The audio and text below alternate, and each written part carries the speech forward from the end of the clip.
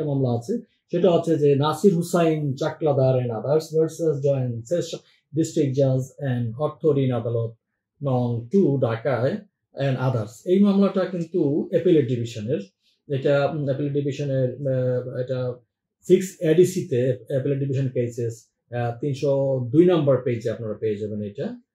তো এই ছিল এগুলো। আর আরেকটা বিষয় নিয়ে আলোচনা করা প্রিয় দর্শক খুবই দরকার, যে সেকশন 29 সময়সীমা সম্পর্কিত যে বিশেষ বিধান আছে অর্থ ঋণ আদালত আইনে, সেখানে আমরা একটু আলোচনায় যাব আজকে। আদালত রায় প্রদানের সময় অনেক সময় দেখা যায় যে বিক্রিকৃত যে টাকাটা থাকে এটা এককালীন অথবা কিস্তিতে পরিশোধের জন্য কোনো সময়সীমা নির্ধারণ করে থাকলে এবং সেই সময়সীমা যদি অনুরূপ সময়সীমার মধ্যে পরিশোধ করতে হবে, অন্যথায় আদালত সরাসরি। আসসালামু আলাইকুম প্রিয় দর্শক, কেমন আছেন আপনারা? আশা করি ভালো আছেন। আমি ফরহাদুদ্দিন আহমেদ, বাংলাদেশ সুপ্রিম কোর্ট স্বাগত জানাচ্ছি আপনাদেরকে। আজকে আলোচনায় অর্থ ঋণ আদালত আইন 2003 এর সেকশন 28 এবং 29 নিয়ে আজকে আলোচনা করব। এটি আমাদের ধারাবাহিক আলোচনার 15তম পর্ব।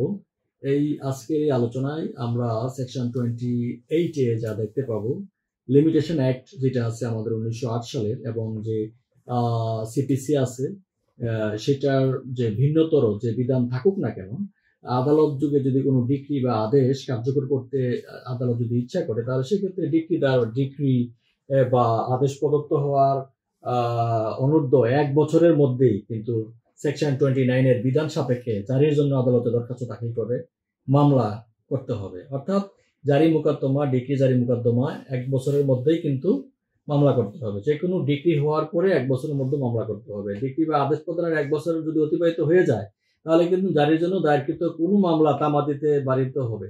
যে কোনো মামলায় কিন্তু তামাদিতে বাড়িতে হবে। এবং এই যে এইরকম যে আপনার লিমিটেশনে যে বার্ড বাই লিমিটেশন হবে, সেটা আদালত গ্রহণ না করে সরাসরি কিন্তু খারিজ করে দিবে। এখানে তামাদির কোনো দরখাস্তই গ্রহণযোগ্য হবে না। সেকশন 28 এর সাবসেকশন 3 তে প্রিয় দর্শক আমরা যেটা জানি, যে জারির জন্য কোনো মামলা যদি তামাদিতে বাড়িতে হয় বা বার্ড হয়, তাহলে দ্বিতীয় বা পরবর্তী মামলা বা তামাদিতে বাড়িতে হইবে এবং তামাদিতে যেটা বাড়িত মামলা আদালত গ্রহণ না করে সরাসরি খারিজ করবে। এখানে কিন্তু সুস্পষ্ট বলা, যতগুলো হোক না কেন।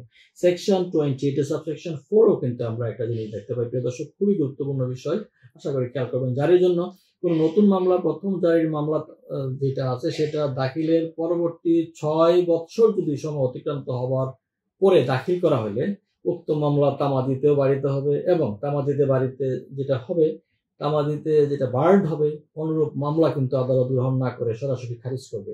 এখানে অত্যন্ত গুরুত্বপূর্ণ যে বিষয়টা, সেকশন 28 অর্থ ঋণ আদালত আইন 2003 এ প্রিয় দর্শক আমরা যেটা দেখতে পেলাম, যে তামাদি সংক্রান্ত বিষয়ে কথা বলা হয়েছে এই অর্থ ঋণ আদালত মামলা ডিক্রি যা এক্সিকিউশনের ক্ষেত্রে। সেখানে অনেকগুলো জাজমেন্টের বিষয়ে আমরা আজকে আলোচনা করবো আপনাদের সামনে। অর্থাৎ সেকশন 28 রিলেটেড অনেকগুলো জাজমেন্ট আছে মহামান্য হাইকোর্ট এবং অ্যাপিলেট ডিভিশনে। তো খুরশিদ আলম ভার্সেস জাজ অর্থ ঋণ আদালত আইন, অর্থ ঋণ আদালত 1, এটার একটা মামলা হয়েছিল।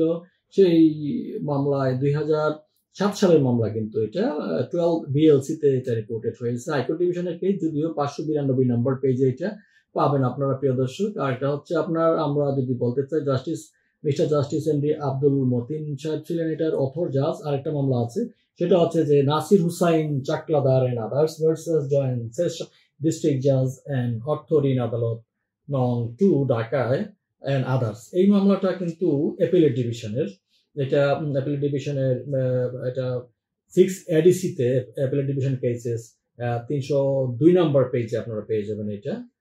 তো এই ছিল এগুলো। আর আরেকটা বিষয় নিয়ে আলোচনা করা প্রিয় দর্শক খুবই দরকার, যে সেকশন 29 সময়সীমা সম্পর্কিত যে বিশেষ বিধান আছে অর্থ ঋণ আদালত আইনে, সেখানে আমরা একটু আলোচনায় যাব আজকে। আদালত রায় প্রদানের সময় অনেক সময় দেখা যায় যে বিক্রিকৃত যে টাকাটা থাকে এটা এককালীন অথবা কিস্তিতে পরিশোধের জন্য কোনো সময়সীমা নির্ধারণ করে থাকলে এবং সেই সময়সীমা যদি অনুরূপ সময়সীমার মধ্যে পরিশোধ করতে হবে, অন্যথায় আদালত সরাসরি খারিজ করে দিবে। যদি এই ধরনের কোনো একটা সময়সীমা দিয়ে থাকে, সেটার মধ্যে পরিশোধ না করলে খারিজ করে দিবে, এটা বিধান আছে। যেহেতু এটি একটি স্পেশাল আইন, সেহেতু সময়সীমা বাড়ানোর কোনো সুযোগ নেই অ্যাকচুয়ালি।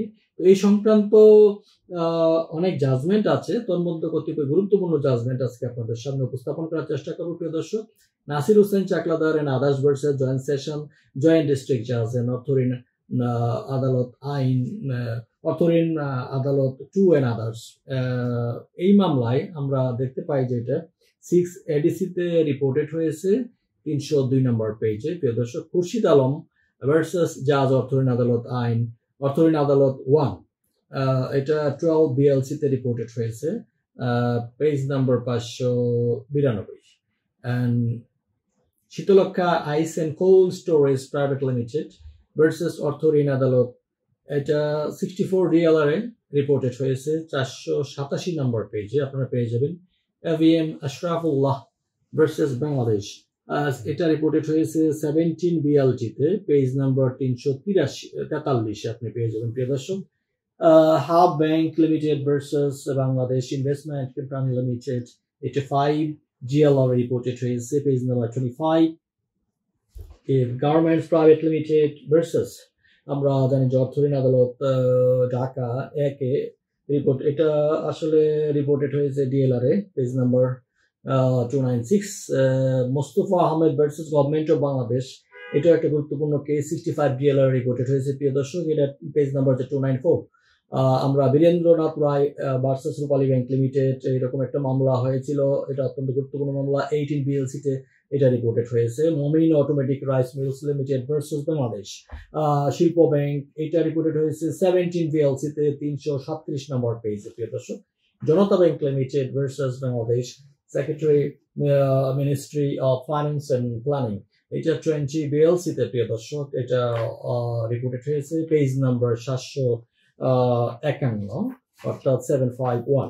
ইফতেখার উদ্দিন আহমেদ ভার্সেস অর্থঋণ আদালত, এটা রিপোর্টেড হয়েছে 70 BLC তে প্রিয় দর্শক। তো আজকের আলোচনা এই পর্যন্তই। আজকে এই 15তম পর্বে অর্থঋণ আদালত আইনের 15তম পর্বে আমরা 2টি সেকশনের আদ্যপান্ত নিয়ে আলোচনা করেছি, চেষ্টা করেছি কিছু জাজমেন্ট, যেগুলো লিডিং জাজমেন্ট আছে সেকশন ওয়াইজ, সেগুলো আপনাদের সামনে উপস্থাপন করার জন্য। আমাদের ধারাবাহিক আলোচনাগুলো কিন্তু চলবে ইনশাআল্লাহ, আপনারা সাথে থাকবেন।